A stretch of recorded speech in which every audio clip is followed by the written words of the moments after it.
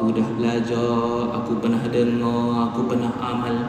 Mudah-mudahan apa yang kita buat ini memberikan kita kefahaman untuk apa? Untuk beramal dengan akidah, berpaksikan akidah yang benar, akidah Ahlussunnah wal Jamaah. Kemudian fiqhnya mazhab Syafi'i, akhlaknya ngikut akhlak Nabi. Mudah-mudahan ini menjadi saksi kita nanti, ibu-ibu ayah, di hadapan Allah Subhanahu wa taala. Pada malam ini kita sambung kitab Qalbun Salim, penawar bagi hati, pada bab fasal 6 dan fasal 7.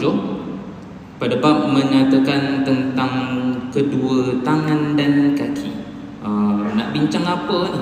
Bincang pasal tangan, nak bincang pasal nak bincang pasal kaki. Kata Syekh Abdul Qadir Al-Mandili dalam penawar bagi hati, kebaikan tangan dan kaki yang berkaitan dengan dunia dan akhirat. Syekh buka kitab ini, fasal ini, dengan perkataan ketahuilah. Kalau dalam Quran, ibu-ibu, ayah boleh tengok, ketahuilah dalam Quran ni fa'lamu, contohnya fa'lamu, i'lamu, ada dalam Quran tu ketahuilah. Bila Syekh Abdul Qadir Mandili buka fasal bab ini dengan ketahuilah, maksud dia apa? Ada sesuatu perkara yang penting yang mahu disampaikan oleh Syekh. Okey, kita lihat apa yang ditulis. Allah Subhanahu wa taala telah menjadikan kedua tangan dan kedua kaki untuk beberapa kebaikan dunia dan akhirat. Okey, tengok apa yang ditulis. Antara kebaikan yang berkaitan dengan dunia ialah ada 3. Syekh Abdul Qadir Mandili analiskan ada 3. Kenapa ni? Kenapa Syekh Abdul Qadir tulis ini? Ada kebaikan untuk manfaat dunia, ada kebaikan untuk manfaat akhirat. Untuk apa? Untuk kita faham, tangkap, hafal 2 ayat Al-Quran yang berbicara tentang nikmat yang diberikan kepada manusia. Apa dia? Wa in ta'uddu ni'matallahi la tuhsuha. Kalaulah kamu kira berapa banyak nikmat yang Allah dah berikan. Ta'uddu ni dalam bahasa Arab, adat ini bilangan. Ta'uddu ini dia punya fa'il, dia punya kata kerja. Ta'uddu, mengira, bilangan. Kira bilangan apa ustaz? Ni'matallah, nikmat yang Allah dah kurniakan dekat kau. La tuhsuha, sekira-kirinya kau kira, Allah kata la tuhsuha, kau tak akan mampu nak kira. Tapi malam ni ada ni ustaz kata kebaikan dunia ada 3. Ini yang ditulis atas kitab, yang tidak ditulis banyak lagi. Itu yang pertama. Untuk apa? Untuk kita lihat, untuk kita faham, untuk kita dengar, tangkap ayat Allah. Wa in ta'uddu ni'matallah. Kalau kamu ni kira nikmat Allah berapa banyak, nikmat tangannya Allah kasih ni berapa banyak nikmat dia, kaki Allah kasih ni berapa banyak nikmat dia, la tuhsuha. Itu yang pertama. Yang kedua, untuk kita apa? Wa amma bi ni'mati rabbika fahaddis. Berapa banyak nikmatnya Allah dah berikan dekat engkau, ceritakanlah, cakapkanlah, supaya apa? Masuk dalam hati ni kamu bersyukur, jadi insan yang bersyukur. Okay, tengok ni apa Syekh tulis ni.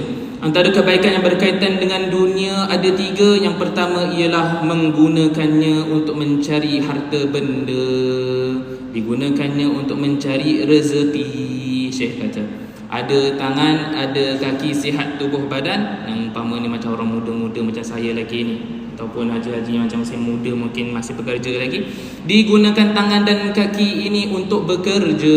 Tak kisah profession apa, kerja kat mana, kerja kat pejabat, kena pergi pejabat. Tulis atas keyboard dia kena guna tangan, bertani, menangkap ikan dan sebagainya. Digunakan tangan dan kaki ini untuk mencari rezeki. Kerana rezeki itu, kata Imam Ghazali, ada 4 jenis. Rezekinya Allah kasih dekat semua insan ni, tak kisah lelaki ke dia, perempuan ke dia, zalim ke dia, adil ke dia, muslim ke dia, tak muslim ke dia. Ada 4 jenis rezeki, kata Imam Ghazali. Yang pertama ialah rezeki madmun, rizqun madmunun, rezeki yang sudah dijamin Allah Subhanahu wa taala. Tak kisah dia bekerja ke tak bekerja, dia tetap boleh tetap boleh makan, tetap boleh minum, tetap boleh tidur. Rezeki ini, kata Syekh, seperti makanan yang boleh diperoleh tanpa mencarinya untuk membolehkan seseorang itu beribadah. Maknanya Allah sudah menjamin, kerana Allah ialah Ar-Razzaq. Kau tengok tuan-tuan kan, tengok binatang-binatang lain. Contohnya apa? Cacing, tuan. Mata pun tak ada, tangan tak ada, kaki tak ada, tapi boleh hidup tak? Boleh hidup. Macam mana boleh hidup? Allah kasih dia rezeki. Okay, kalau cacing tu kira OKU betul lah tuan-tuan. Tak ada mata, tak ada tangan, tak ada kaki, tapi boleh makan tak? Boleh makan, tetap boleh hidup. Kata Al-Ghazali, rezeki yang kedua ialah rizqun maqsum, rezeki yang telah dibahagi-bahagikan. Itu yang telah dibahagikan oleh Allah dan telah ditulis di Lauh Mahfuz. Rezekinya, jodohnya, dia berkahwin dengan siapa, anaknya berapa banyak, itu semua rezeki yang telah dibahagikan. Kata Ghazali lagi, ada jenis 3 rezeki. Yang ketiga ialah rezeki mamlukun, rezeki yang dimiliki. Rezeki yang dimiliki oleh seseorang termasuklah harta di dunia, ikut apa yang telah dia tentukan, apa yang telah ditentukan dan telah dibahagikan Allah kepada dia. Ada rezeki mamlukun yang dimiliki oleh hamba. Sebab seseorang itu kalau diberi rezeki, ada rezekinya, ada barangnya, ada hartanya, tapi digunakan untuk orang lain. Contohnya, beli kereta, atas geran kereta tu, atas geran kenderaan tu nama dia, tapi gunanya siapa? Anaknya. Jadi yang memiliki manfaat kereta siapa? Anak dia. Ada rumah, contohnya, ada rumah tu dia sewakan, yang memiliki manfaat rumah tu siapa? Penyewa dia. Itu contohnya rezeki mamlukun, rezeki yang dimiliki. Dan juga rezeki mau'udun, rezeki yang dijanjikan oleh Allah Subhanahu wa taala bagi sesiapa yang bertakwa. Sebab orang-orang yang bertakwa ini Allah janji dilapangkan rezeki. Dalil dia mana? Hujah dia mana? Ustaz jangan pandai-pandai cakap lah, bagi kami dalil dan hujah. Okey. Ada dalam surah At-Talaq ayat 2 dan 3. Apa dia? Wa may yattaqillah, sesiapa yang bertakwa kepada Allah, yaj'al lahu makhraja, nescaya Allah bagikannya jalan keluar penyelesaian masalah. Wa yarzuqhu, Allah sambung lagi, wa yarzuqhu min haitsu la yahtasib, dan Allah akan rezekikan dia pada jalan yang dia tak sangka-sangka, perjalanan dia tak sangka-sangka. Batu ulama kata, nak tahu seseorang tu, nak tahu diri kita ini takwa ke dah, tengok ada tak rezeki yang kita datang, rezeki itu datang dekat kita dengan jalan yang tak sangka-sangka. Nak tahu takwa ke tak kita ni, nak tahu kita ni insan bertakwa ke tak, no, fikir balik, tengok balik ke belakang, ada tak sebenarnya rezeki yang datang tanpa aku sangka-sangka? Kalau ada, maknanya itu insan bertakwa. Baik. Yang kedua, kata Syekh Abdul Qadir Al-Mandiri, kebaikan kedua tangan dan kedua kaki untuk dunia ialah menggunakan keduanya untuk memenuhi segala dan keinginan manusia. Nak pakai baju, nak pergi bilik air, nak berjalan ke masjid, sebagainya, kena ada 2 tangan 2 kaki, ya tak? Yang ketiga ialah menjaga diri daripada mudarat seperti berlari dengan kaki ataupun mengelak dengan tangan kejahatan orang yang memukulmu, kata Syekh Abdul Qadir Mandiri. Digunakan kedua kaki ini untuk apa? Berlari pada satu benda yang bahaya, contohnya ada ular ke, lari, ataupun elak daripada orang mengkul guna tangan untuk tepis sebagainya. Itu kebaikan di dunia yang dituliskan oleh Syekh Abdul Qadir Al-Mandili. Syekh sambung lagi, antara kebaikan yang berkaitan dengan akhirat pula ialah nak tengok ni, apa gunanya tangan dan gunanya kaki untuk manfaat akhirat. Yang pertama ialah menggunakan kaki untuk semua tujuan yang baik, seperti berjalan ke masjid atau ke tempat pengajian ilmu yang memberi manfaat, berperang di jalan Allah, pergi tunai haji umrah, ziarah menziarahi, menghubungkan tali silaturahim. Gunakan kaki dan tangan untuk berjalan. Berjalan ke mana? Berjalan ke masjid, berjalan ke tempat pengajian, pergi sekolah, pergi universiti, pergi kelas-kelas pengajian, perang di jalan Allah fisabilillah. Cari duit ni pun fisabilillah juga tuan-tuan. Cari kerja, buat kerja ni semua ni, cari rezeki ni juga di fisabilillah. Pergi tunai haji umrah. Allah, kalau tak ada kaki, tak ada tangan, mana kita nak naik flight tu? Nak tawafnya macam mana, nak lontar jamrah macam mana? Gunakan tangan dan kaki itu untuk manfaat akhirat. Untuk ziarah menziarahi kawan-kawan kita, sahabat-sahabat kita handai, sahabat handai semua, untuk kita ziarah menziarahi, dan juga untuk menghubungkan tali silaturahim, kata Syekh. Okey. Antara kepentingan menyambung tali silaturahim ialah tali silaturahim. Bahas tentang silaturahim. Silaturahim macam mana nak faham silaturahim ni? Antara kawan-kawan pun dikata silaturahim ke? Silaturahim ini tentang kalau difahami betul-betulnya dalam hukum syarak, ialah orang yang ada hubungan nasab dengan kita, orang yang ada hubungan darah dengan kita. Tak kisahlah, maknanya dia kaum kerabat yang dekat ataupun jauh, yang ada hubungan nasab, hubungan darah. Tak kisah berhak mewarisi harta kita ataupun tak, itu orang yang ada silaturahim, ataupun mahram ataupun tak, asalkan ada hubungan nasab, hubungan darah, maka dia adalah silaturahim yang perlu dijaga. Sebab apa kan jadi silaturahim ni? Untuk masuk ke syurga, itu ya. Itu martabat yang paling besar, paling tinggi. Untuk apa? Untuk masuk ke syurga. Kerana apa? Kerana Nabi SAW dan Sahih Bukhari dan Sahih Muslim daripada Sayyidina Abu Ayyub Al-Ansari, dia kata apa? Ada seorang lelaki ini, dia komplain dengan Nabi SAW. Datang, dia panggil datang kat Nabi ini, dia meluahkan hati. Kan betulnya, luahkan hati, perasaan. Tulis kat sini, tengok ni. Anna rajulan qala ya Rasulullah, wahai Rasulullah, akhbirni bima yudkhilni al-jannah wa yuba'iduni minan nar. Ya Rasulullah, cakapkan dekat aku, kabarkan kepadaku apa yang aku boleh buat untuk masuk syurga, dan apa yang aku boleh buat untuk jauhkan aku dari neraka. Faqala an-nabi laqad wuffiqa aw qala laqad hudiya kaifa qulta. Nabi SAW kata, orang ni dah diberi taufik ni. Orang yang tanya ni dapat hidayah Allah ni.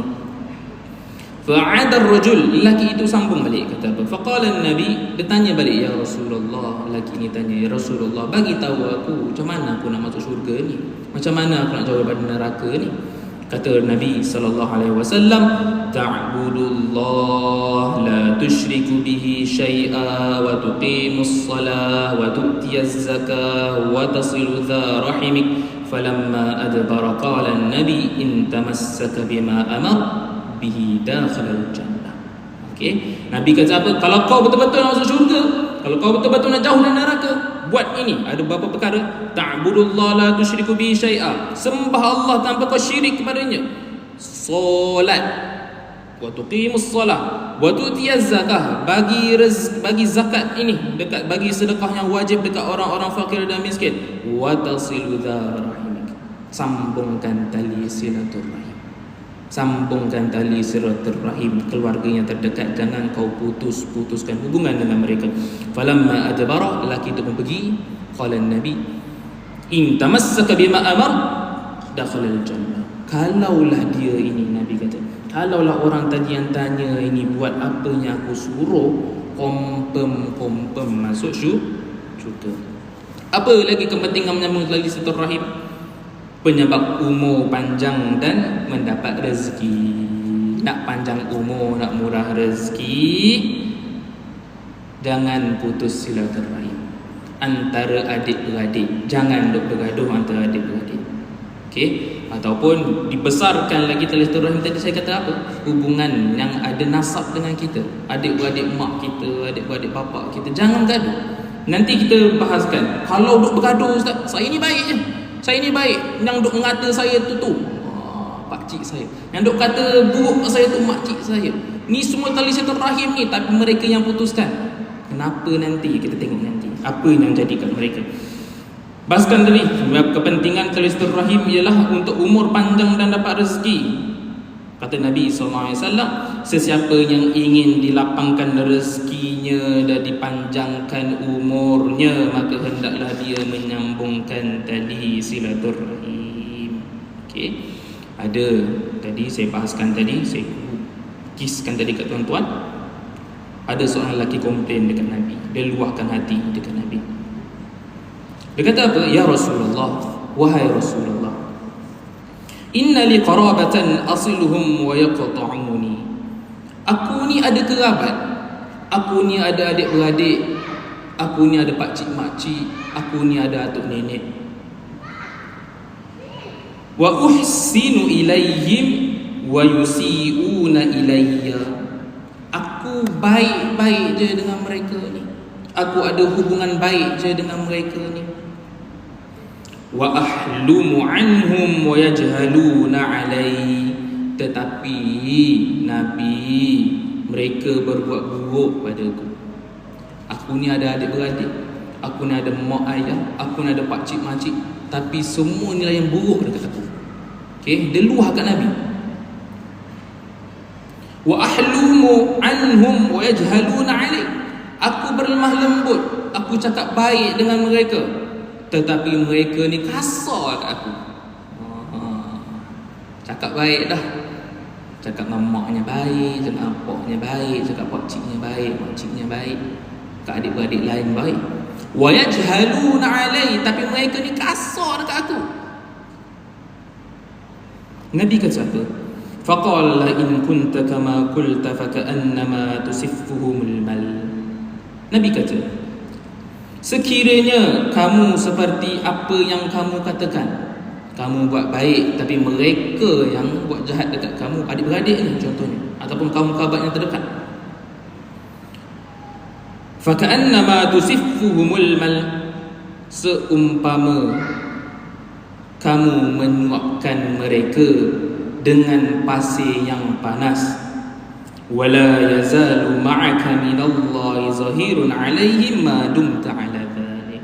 Nabi sambung lagi, kalaulah mereka ini terus menerus menyakitkan hati kau, memotong tali silaturahim, tapi engkau buat baik, seumpama engkau ni tengah suap dalam mulut mereka seorang-seorang ni pasir yang panas dari neraka. Allah akan sentiasa menjadi penolong kau, Allah akan sentiasa bantu kau selama mana kamu tetap melakukan perkara yang baik tersebut. Maksud Nabi apa? Yang akan masuk neraka, yang kena azab, yang kena nanti dengan Allah siapa? Orang yang buat jahat itulah, walaupun itu keluarga terdekat kamu. Okey, poin dia apa sebenarnya di bawah ni? Duk buat baiklah dengan keluarga, walaupun dia lah yang kita burukkan orang. Okey, seterusnya,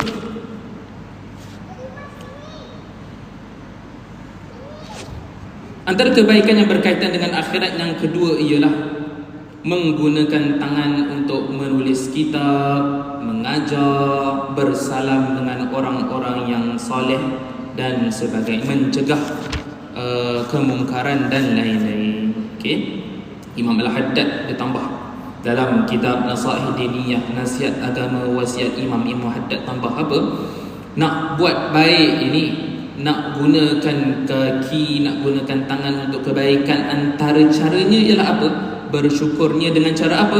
Pergi ke tempat baik, memenuhi hajat dan keperluan kaum muslimin dan tunaikan hak-hak mereka, melawat orang sakit dan menghantar jenazah ke kubur. Semua ni digunakan untuk kebaikan akhirat, yang mana kalau seseorang tu buat, confirm banyak pahala besar dia dapat. Okey, dalam kitab Tanbihul Ghafilin, Imam Ghazali lagi kata apa? Yuqal man jalasa ma'a thamaniyata asnaf minan nas zadahu Allah samaniyata asya.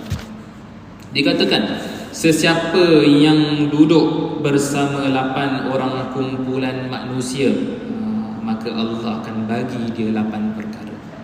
Kalau engkau ni duduk ataupun bersahabat baik dengan 8 jenis kumpulan ni, engkau pasti dan pasti akan dapat 8 perkara ini. Apa dia? Yang pertama, sesiapa yang duduk bersama dengan orang-orang kaya. Datuk-datuk datin-datin sini, kita duduk dengan dia. Okey, sesiapa yang duduk bersama dengan orang-orang kaya, Allah akan tambahkan cinta kepada dunia dan semangat untuk mendapat dunia kepadanya. Okey, orang-orang kita duduk dengan orang kaya ni duk fikir bisnes contohnya, fikir investment, macam mana dapat duit. Maka kita pun fikir duit, buat duit punya ini. Okey, itu kata Ghazali. Yang kedua, sesiapa yang duduk bersama orang fakir, orang yang miskin, Allah akan tambahkan perasaan syukur dalam hati dia dan redha dengan pemberian Allah kepada dia. Duduk dengan orang fakir miskin ni bagi kita kelebihan apa?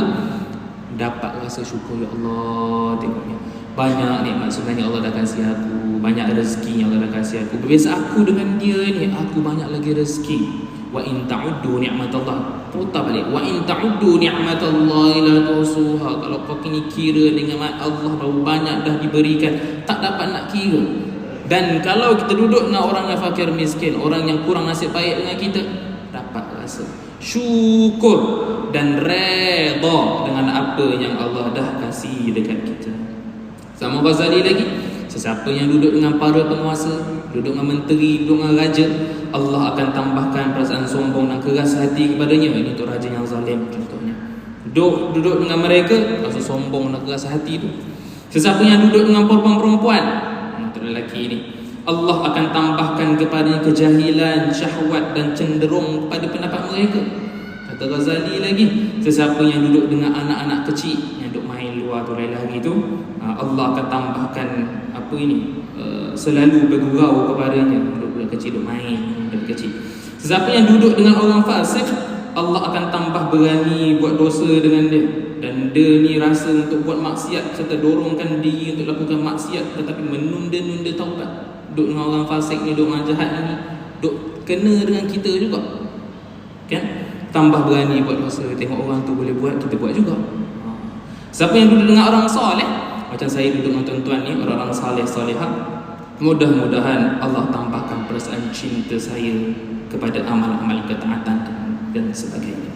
Okey, saya nak duduk dengan tuan-tuan, orang-orang saleh di hadapan saya ini, supaya apa? Supaya Allah campakkan perasaan cinta saya untuk buat amalan baik macam tuan-tuan buat. Dan seterusnya, yang terakhir, sesiapa yang duduk dengan para ulama, macam tengok ni dekat TV ni, berapa banyak ustaz-ustaz saya tengok ni, semua para alim ulama ni, Allah akan tambahkan kepada tuan-tuan ilmu dan perasaan tak cintakan dunia. Okey, jadi duduk masjid surau ni, bersih hati lah tuan-tuan. Duduk dengan orang saleh, duduk dengan para alim ulama, duduk dengan ustaz-ustaz sebagainya. Mereka ini semua membantu kita ini untuk masuk ke syurga dan memudahkan amalan kita untuk tuju ke sana. Kerana dalam Maraqi Ubudiyah, banyak saya quote Imam Ghazali malam ni tuan-tuan. Dalam Maraqi Ubudiyah, Imam Ghazali kata manusia ni ada 3 golongan. Manusia ini nak tengok sekeliling kita ni, pandang kiri dan kanan, rupa-rupanya antara kita ini tergolong dalam 3 golongan ini. Kata Ghazali, golongan yang pertama ialah golongan manzilatul kiramil bararah minal malaikah. Ini tuan-tuan punya lah ni, kumpulan tuan-tuan, geng-geng tuan-tuan. Apa maksud dia? Kedudukan yang mulia seperti kedudukan para malaikat. Duk sentiasa buat amal baik, amal saleh, pakai pun pakaian cantik-cantik, wangi-wangi, main ke masjid. Kata Ghazali, mereka ini yang dikatakan kedudukan yang mulia seperti kedudukan malaikat ini, macam di hadapan mata saya ini, mereka ini siapa? Mereka yang sentiasa buat baik dengan orang, ada dalam hatinya takwa, buat baik dengan orang, sentiasa bagi kebahagiaan dan kesukaan dalam hati orang. Orang duk tengok dia suka Muhammad Haji ni, tengok hati dia, Allah baik dia, gitu. Tidak menyakiti fizikal dan hati orang lain serta jujur kepada yang lain. Okey, orang yang tak buat jahat dengan orang lah, buat baik je dengan orang, mereka termasuk, kata Ghazali, golongan manusia yang sama kedudukan dengan para malaikat. Orang baik, buat baik, tak menyusahkan orang, tak menyakiti hati orang, bercakap tu cakapnya baik, tak beli-beli, tak ngejek, tak mengata, tak ngumpat, tak fitnah, macam malaikat. Juga tidak suka berperilaku tidak baik kepada orang lain. Saya bicarakan tadi, umpama malaikat. Itu golongan yang pertama. Tuan-tuan tengok kiri dan kanan, kalau ada sahabat-sahabat macam tu, kawan dengan dia. Kerana apa? Ada lagi dua golongan yang Imam Ghazali tegah kita dia jadi dua golongan ini. Apa dia? Kedudukan manzilatul bahaim wal jamadah, kedudukan seperti kedudukan haiwan dan benda mati. Kalau ada dia ada, kalau tak ada pun tak apa. Macam tu nak fahamnya. Kedudukan seperti kedudukan haiwan dan benda mati. Kalau ada dia, kalau tak ada pun tak apa. Kata Ghazali, keberadaan mereka tidaklah berikan kebaikan. Kalau tak ada pun tak apa. Okey. Dan kedudukan yang ketiga ialah kedudukan manzilatul aqarib wal hayati was sibaghi tariyat. Ini kedudukan orang yang paling rendah sekali. Kedudukan dia sama aja dengan haiwan-haiwan berbisa, haiwan-haiwan buas. Seperti apa? Ular, kalajengking, haiwan berbisa yang lain. Kalau tak ada dia tu lagi baiklah. Tak ada, kami ni sakit hati lah dengan dia, tak ada ni. Okey, Imam Ghazali menyarankan supaya kita sentiasa berusaha untuk menjadi kumpulan yang pertama. Kalau ada dia, senang hati kita. Kalau tak ada dia, kita mana haji ni pergi. Mudah-mudahan kita ini menjadi orang seperti itu. Okey, penutup untuk kuliah malam ini ialah cara mensyukuri nikmat kaki dan tangan. Cara mensyukuri nikmat kaki dan dua nikmat tangan ialah, kata Syekh Abdul Qadir Al-Mandili, yang pertama ialah menggunakannya kedua-duanya ke arah ketaatan, buat benda baik je. Okey, menjaga keduanya, sambung lagi, menjaga keduanya daripada segala maksiat. Umpama apa? Tangan ni tidak menyakitkan orang lain atau apa je yang diharamkan oleh syarak untuk menyakitinya. Buang sampah ke rumah jiran contohnya, ataupun parking kereta ke rumah jiran. Oh, pening, sakit hati. Jangan duk menyakitkan hati orang. Yang kedua ialah tidak mengkhianati orang lain yang dipercayai. Gunakan tangan untuk tunaikan amanah, bukan khianat. Yang ketiga, tidak memegang sesuatu yang haram. Yang keempat, tidak menulis sesuatu yang dilarang yang boleh bagi mudarat dekat orang lain. Ini paling penting dekat media sosial ni. Duk mengata orang yang pakai jubah, pakai kopiah, pakai ridak pun kadang mengata orang juga. Yang bercakap ni pun kadang mengata orang juga. Allah Rabbi. Supaya apa? Cara nak syukur nikmat tangan ni, jangan duk type ni dekat Facebook ni, social media ni, dekat Facebooknya, dekat Instagramnya, dekat IG-nya, dekat TikToknya, dekat Threads-nya, dekat X-nya. Banyak perkara-perkara yang kita baca ni, ya Allah sedih. Yang buat ni pun ustaz, Allah sedih. Okey, yang keempat, itu yang keempat. Dan cara mensyukuri nikmat kaki, kata Syekh Abdul Qadir Mandili, tidak pergi ke tempat yang haram kecuali jika darurat, dan tidak pergi ke tempat orang zalim kecuali jika darurat. Kerana apa? Syukur atau kufur nikmat ini adalah satu perkara yang amat besar. Kerana Ada satu cerita sebagai penutup pada malam ini. Seorang lelaki datang jumpa Ibrahim bin Adham. Dia kata, macam mana aku nak stop buat maksiat ni? Ibrahim bin Adham kata, ada 5 perkara. Kalau kau boleh buat ni, kau boleh buat maksiat apa kau suka. Kau nak zina ke, kau nak minum arak ke, kau nak makan benda yang haram, kau nak buat benda yang haram semua ke, benda yang dosa kau boleh buat. Pastikan kau buat 5 perkara ni. Apa dia? Jika kamu boleh terima 5 perkara ini, kau buatlah maksiat suka hati kau. Yang pertama, kalau kau nak buat maksiat, jangan kau makan rezeki yang Allah kasih. Kalau kau boleh tak makan rezeki apa yang Allah kasih, kau buatlah maksiat. Kalau tak boleh juga, yang kedua, okey, kalau kau nak buat maksiat juga, Ibrahim bin Adham kata, kau jangan tinggal dekat bumi ini. Kau boleh buat tak? Tak boleh. Yang ketiga, kalau kau nak buat maksiat juga, kau jangan kasih Allah nampak kau buat maksiat. Boleh tak? Kata tak boleh juga. Yang keempat, kalau kau nak buat maksiat juga, kau jangan makan rezeki dia, jangan kau tinggal kat bumi dia, jangan kasih dia nampak, jangan kau dia zahirkan dan sebagainya. Kalau datang malaikat maut dekat engkau, kau cakap dengan dia, aku tak nak mati lagi. Boleh tak kau buat? Kalau kau boleh, buat maksiat. Dan yang kelima, kalaulah malaikat Sabaniyah nanti dekat akhirat, nanti dekat neraka, nanti tarik kau ke neraka, kau cakap dengan malaikat tu, aku tak nak masuk neraka, aku masuk syurga. Kalau kau boleh buat macam tu, kau boleh buat maksiat. Orang tu terdiam. Jadi tak nak ke buat maksiat. Jadi syukur ataupun kufur nikmat Allah ini adalah satu perkara yang besar, supaya kita boleh buat apa yang Allah perintahkan dan jauh daripada api. Assalamualaikum warahmatullahi wabarakatuh. Kalau ada salah silap, mohon betulkan, maafkan. Kalau ada silap, mohon betulkan. Assalamualaikum warahmatullahi wabarakatuh.